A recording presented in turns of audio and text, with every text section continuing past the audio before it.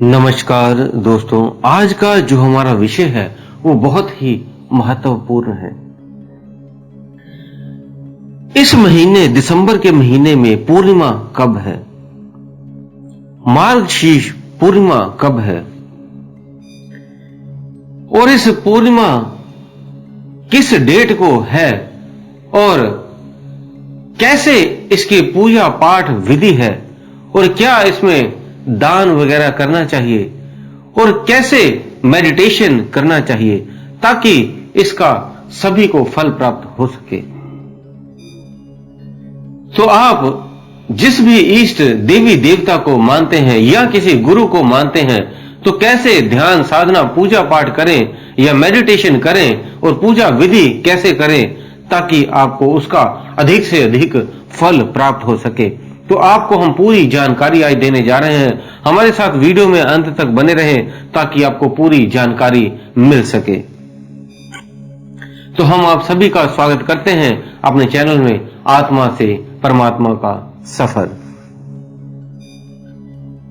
तो दोस्तों, ये पूर्णिमा मार्गशीर्ष पूर्णिमा बहुत ही महत्वपूर्ण है क्योंकि ये साल के आखिरी की एक लास्ट पूर्णिमा है और साथ में ही इसका बहुत महत्व है क्योंकि ये सावन की पूर्णिमा के जितना फल देने वाली पूर्णिमा है। पूर्णिमा का महत्व सभी को पता है। जब महीने के एक दिन ऐसा आता है, 30 दिन में ऐसा आता है कि जब चंद्रमा अपना पूरा रूप लेता है, पूरा स्वरूप उसका दिख रहा होता है, उस दिन कई शक्तियां उस दिन भ्रमण कर रही होती हैं, कई पॉजिटिव ऊर्जाएं इस धरती पे बिखर रही होती हैं, गिर रही होती हैं। इस दिन ऊर्जा का भरमार होता है। तो इसीलिए पूर्णिमा का बहुत महत्व है। इस दिन का दान किया हुआ, इस दिन का पूजा पाठ किया हुआ, इस दिन की मेडिटेशन की हुई बहुत ही ज्यादा फलदायक होती है। तो कैसे किस तरह इस पूर्णिमा को आपने ध्यान भजन पूजा पाठ करना है और किस दिन क्या करना है वो सारी जानकारी आपको देने जा रहे हैं। तो दोस्तों, इस दिन भगवान विष्णु की मीन्स नारायण की पूजा स्पेशल की जाती है। साथ में ही मां लक्ष्मी की भी पूजा की जाती है और इस दिन चंद्रमा की भी पूजा बहुत महत्वदायक फलदायक होती है। इस दिन चंद्रमा जब पूरा होता है तब समंदर में ज्वार भाटा भी जरूर आता है। ये एक नेचुरल ऐसा तरीका है कि हर महीने में जब पूर्णिमा आती है तब अपने आप ज्वार भाटा समुद्रों में आता है। इसी तरह आपके शरीर में भी जो जल का तत्व है वो जल है, वो 70% आपके शरीर में जल होता है, उसका प्रभाव आपके शरीर में भी पड़ता है। और ये मानव जाति के लिए ही और साथ में जो पेड़ पौधे वनस्पति हैं इन पे भी जो जल का प्रभाव पड़ता है और उस दिन पॉजिटिव सकारात्मक चीजें बाहर आती हैं। जैसे ज्वार भाटे से कई चीजें समंदर से बाहर आ जाती हैं, इसी तरह आपके शरीर से भी कई चीजें बाहर आ जाती हैं, ऊर्जाएं भी ऊपर उठ जाती हैं, स्वतः ही आपकी ऊर्जा ऊपर की तरफ खिंचती चली जाती है। और ये जो चंद्रमा की ऊर्जा इस दिन बिखरती है, इस दिन जो भी पशु पक्षी मनुष्य वनस्पति कोई भी रोगी है, अगर किसी को पेड़ पौधे खराब हो रहे हैं या और भी व्यक्ति बीमार है या कोई जानवर भी बीमार है, इस दिन वो चंद्रमा की रोशनी में थोड़ी देर तक जरूर बैठे, उस ऊर्जा को वो ग्रहण करे। वैसे तो ये ऊर्जा 3 दिन तक लेना बहुत ही फायदेमंद रहता है। पूर्णिमा से एक दिन पहले और एक दिन पूर्णिमा और एक दिन उससे बाद का 3 दिन में बहुत ज्यादा सकारात्मक ऊर्जा मिलती है, जिससे बॉडी के शारीरिक जो रोग है, ताप है, संताप है, वो खत्म हो जाते हैं। और इस दिन नहाने का भी बहुत महत्व है। अगर आपके कहीं नजदीक में कोई नदी है तो वहां पे आप स्नान कर सकते हैं।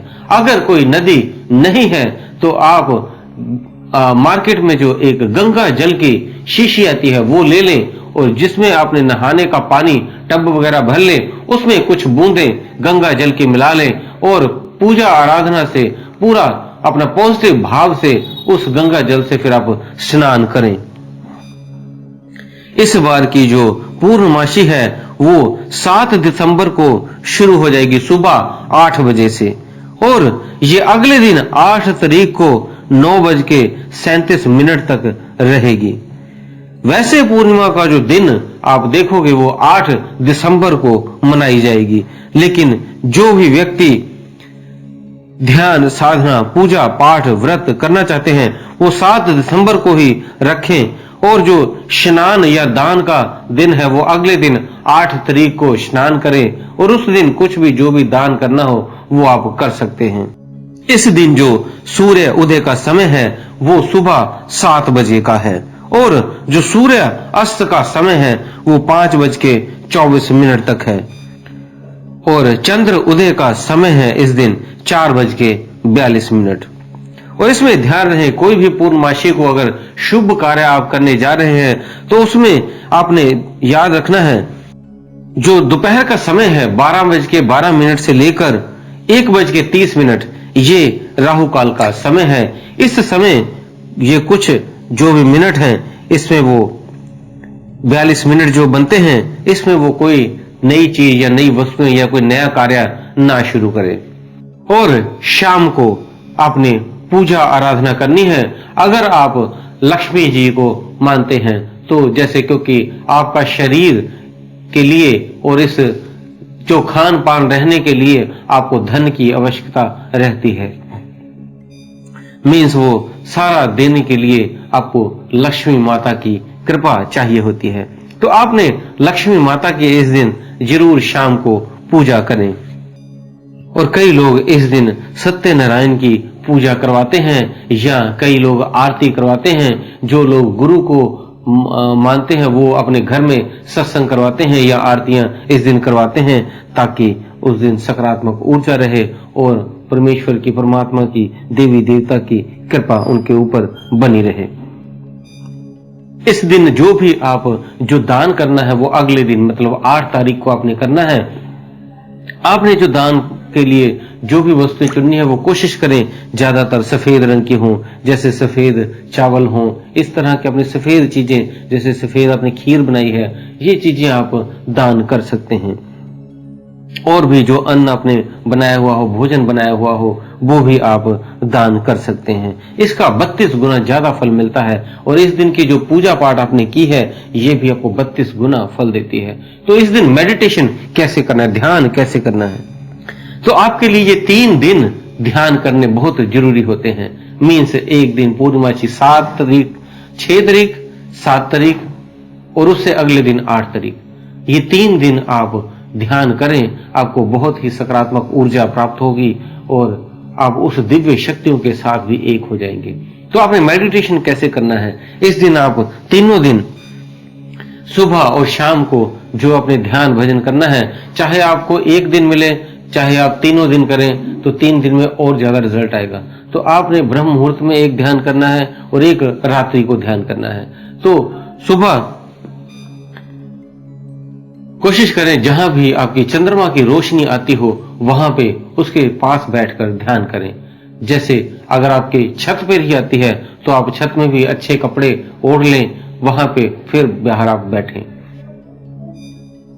क्योंकि अगर चंद्रमा की रोशनी आपके ऊपर पड़ती है तो वो सकारात्मक ऊर्जाएं आपके भीतर से शीघ्र ही उठ जाती हैं और आपकी कुंडलिनी शक्ति भी जाग जाती है। आपको कई सकारात्मक ऊर्जाओं का भी अनुभव होता है। बस आप पूरे समर्पण से पूरे आप जिसको भी मानते हो उसका नाम भजन करके वहां पे बैठ जाएं और आज्ञा चक्र पे ध्यान रहे।